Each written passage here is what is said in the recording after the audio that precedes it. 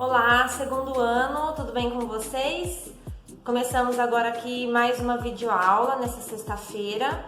Hoje eu vou falar sobre o capítulo 3 da apostila 4, frente A, cujo título é tecido muscular.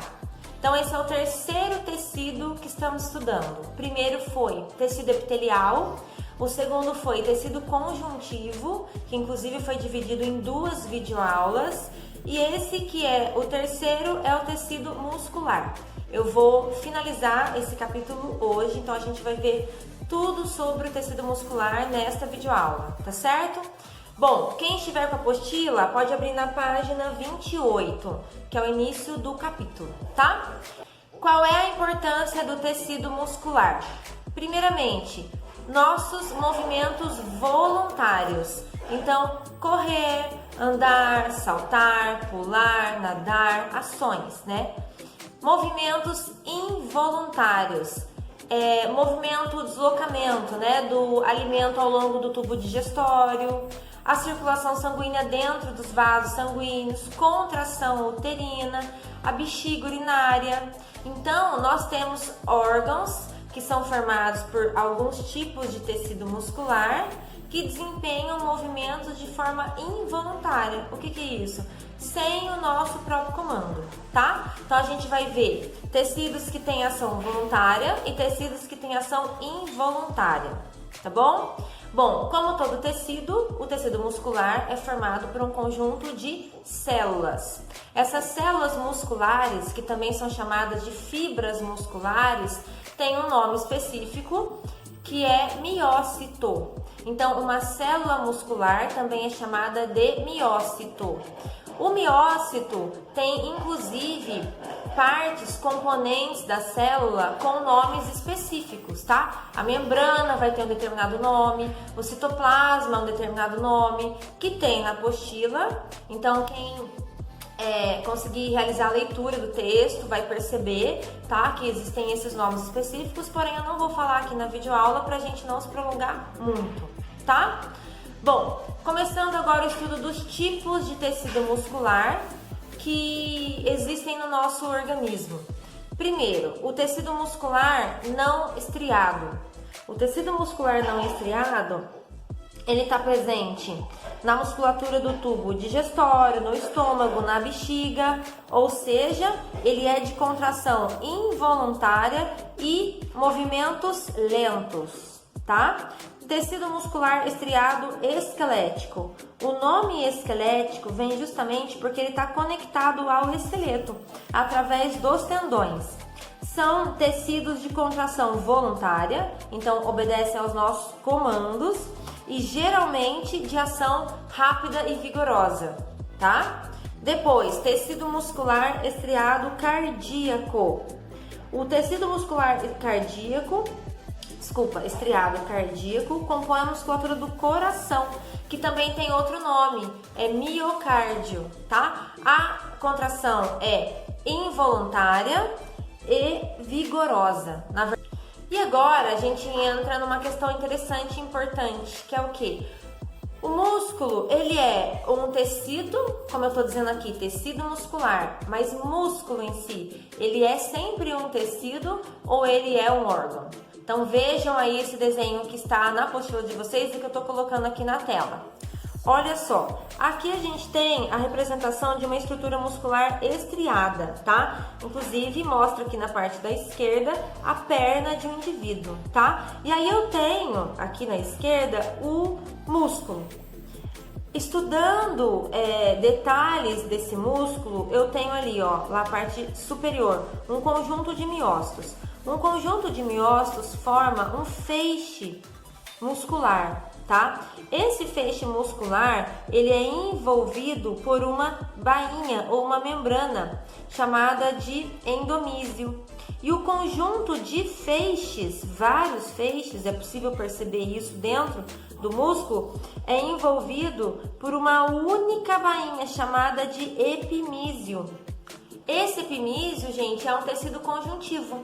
E aí isso vai formar um músculo. Então veja bem, eu citei um tecido muscular, que são os feixes de miócitos, que tem a sua própria bainha, e Todos esses feixes juntos são envolvidos por um tecido conjuntivo.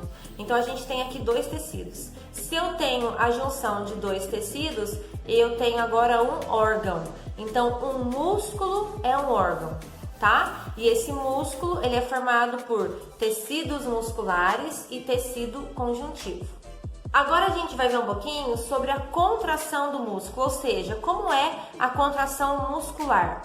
É claro que esse assunto, contração, é um assunto que envolve uma série de termos técnicos, uma sequência bem específica, tá? E aqui nessa videoaula eu vou fazer uma explicação mais superficial. Seria muito bom que vocês lessem esse texto que está aí no capítulo 3, com o título Como os músculos se contraem, tá?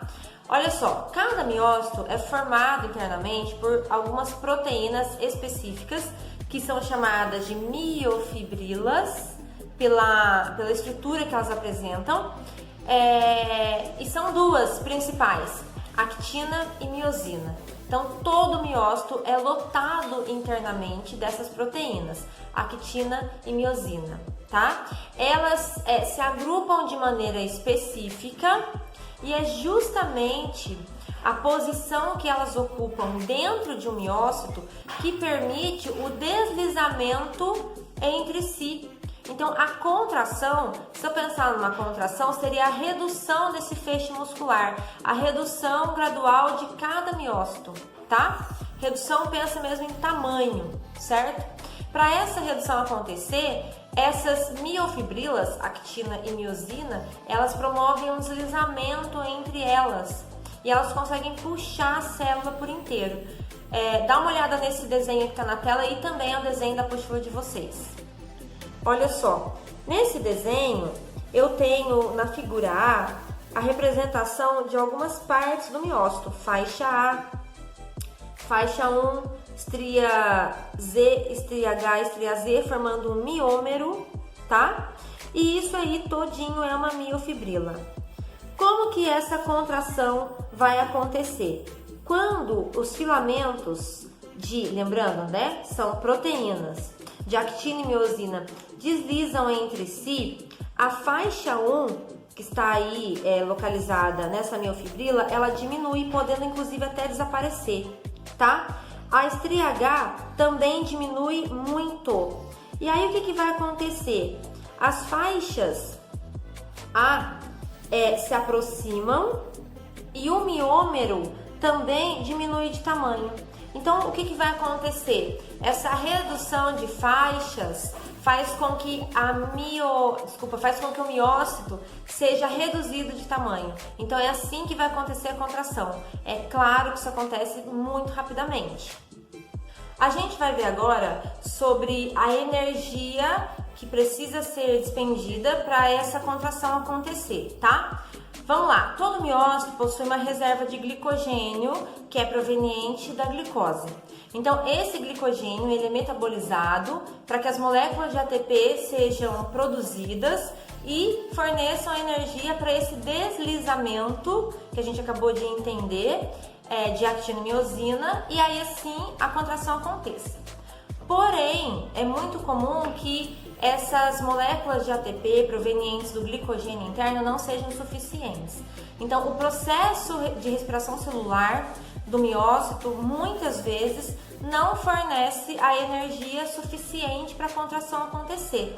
E aí entra em jogo aqui uma substância que até hoje a gente não viu nada sobre, que é a creatina, tá? Os miócitos contêm uma substância chamada creatina, que é muito rica em fosfato.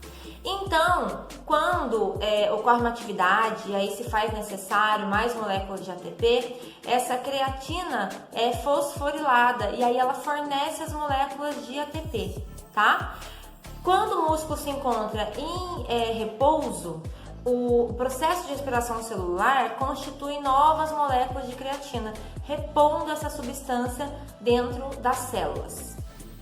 Um outro fenômeno também bem interessante que acontece é a fermentação lática no músculo. Quando o músculo entra em fadiga muscular, ou seja, Tudo isso que eu falei aqui sobre a energia necessária para a contração acontecer, essa produção, consumo de ATPs, quando tudo isso não é suficiente, o músculo começa a fazer uma fermentação lática e produzir o ácido lático. O ácido lático vai sendo lentamente metabolizado e fornecendo energia para a célula, tá? Porém, ele se acumula na musculatura. Toda vez que a gente tem uma dor localizada na musculatura por excesso de exercício, geralmente é acúmulo desse ácido lático naquela região. Bom, pessoal, espero que vocês tenham compreendido essas informações. Fiz um resumo aqui, reunindo as principais informações, os principais pontos desse capítulo. É ideal que vocês realizem os exercícios desse capítulo, certo? Um grande beijo para vocês e até semana que vem.